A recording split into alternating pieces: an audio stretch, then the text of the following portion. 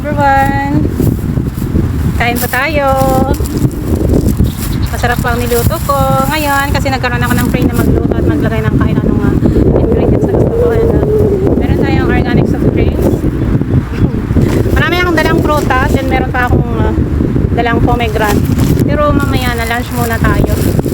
Meron din akong dessert na organic chocolate. Protein.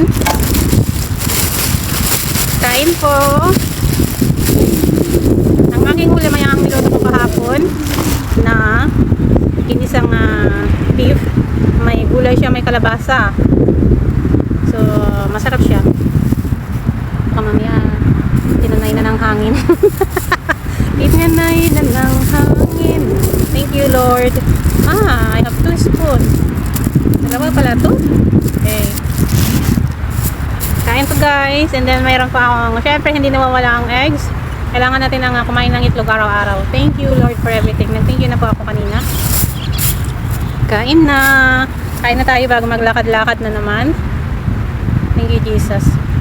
Sarap po ng aking ulam. Nagkaroon ako ng time na magluto kasi. Salamat Ama.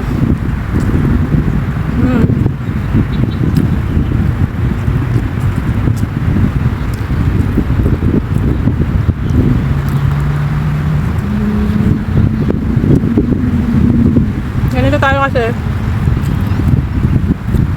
nakakapagluto tayo. Pag hindi tayo makapagluto, punta tayo sa restaurant ng mga Pilipino para makakain tayo ng simplang Pinoy kasi yan yung mga namimiss natin.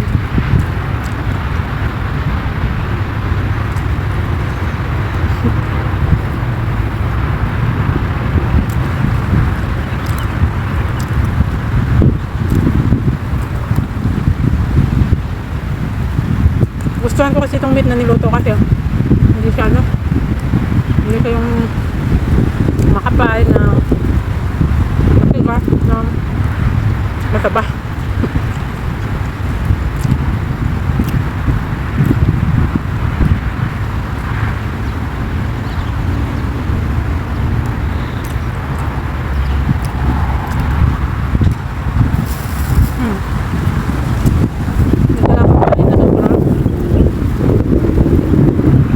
Sabi ko, maghiga-higa ako mamaya.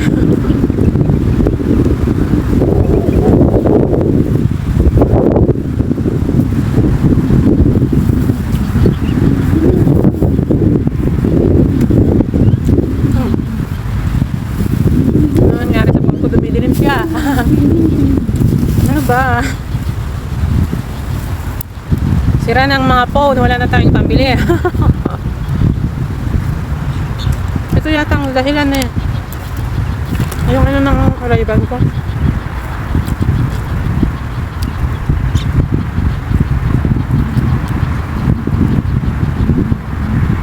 Pag nakakapagluto kayo guys, magluto pa kayo at tapos na kayo ng card. Sarap ito man. Pag sa mall kasi, Jollibee, McDonald's, KFC, hindi ka makapaghanap ng simplang Pinoy na Pero dati naman sa city center sa may pag nasa entrance ka na sa may left side, nabutan ko pa noon yun, may doon, food court ng mga Pilipino.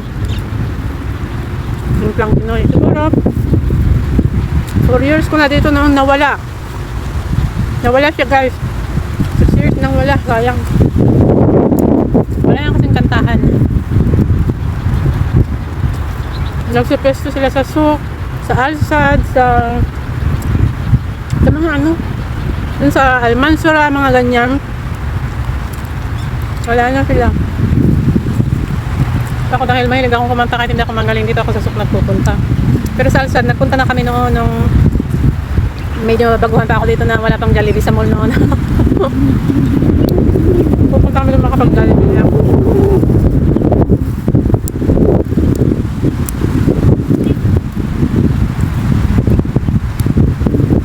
Pero alam nyo guys, sa mall, mga kababayan na iba, hindi lahat. Mas in-order nila yung KFC. So, alam niyo kasi ang KFC, malalaking size yung chicken. Kahit ako naman, nag-order din ako pero yung pakpak, yung mga bato-bato ganyan. Kaya marami kasing mura sa pag-KFC guys. Meron din naman mura sa Jollibee kaso. Kung ano yung size ng chicken sa Pinas na maliliit. Maliliit na naman. Yun din ang size dito. Ang KFC kasi malalaki. Kahit McDonald's yung chicken McDonald's. Kasing size ng Jollibee.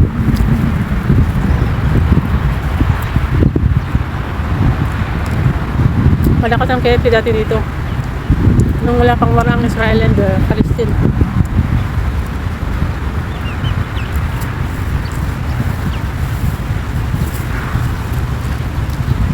Sarap ng kalabasa guys. Ngayon ako makatinim ng kalabasa na yung parang sa atin. Nakilnat. Pilit. Malapit niya.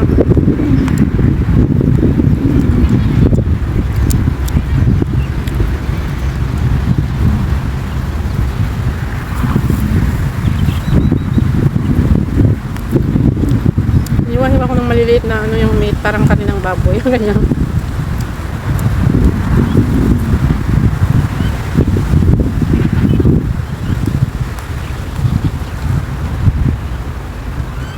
Kain na rin kayo dyan.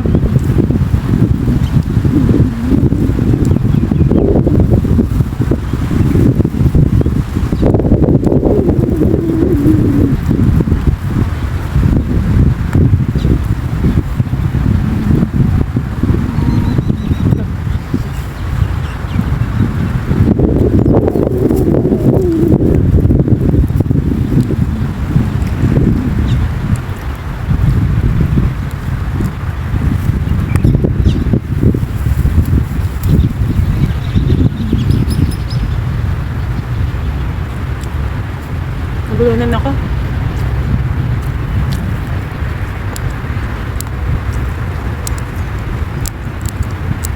Dapat hindi mo na ako iinom. Ano ba itong phone ko? Dumidilim siya.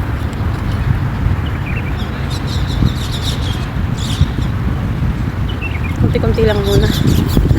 Lipstick.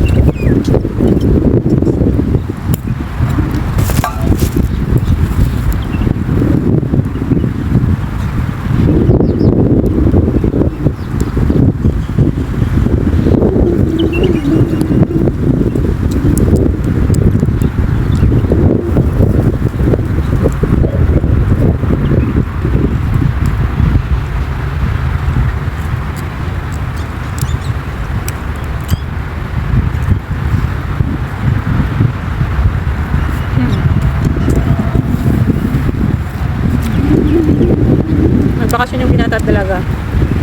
Alaga ko. Ay, ano ba yan? Ang dilim. Ay, ang phone kong ito.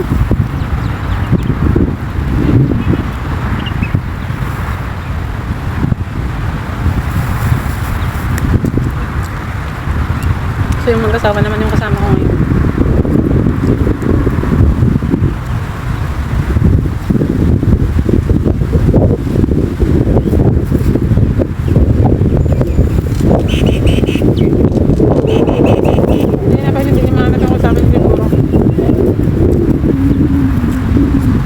Ate. Alang dilim.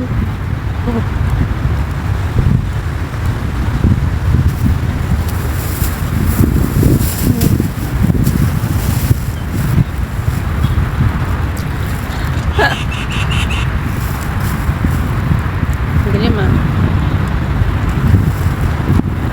Paano na yung phone ko? Para makita nyo yung paligid ko. Yung paligid ko maganda.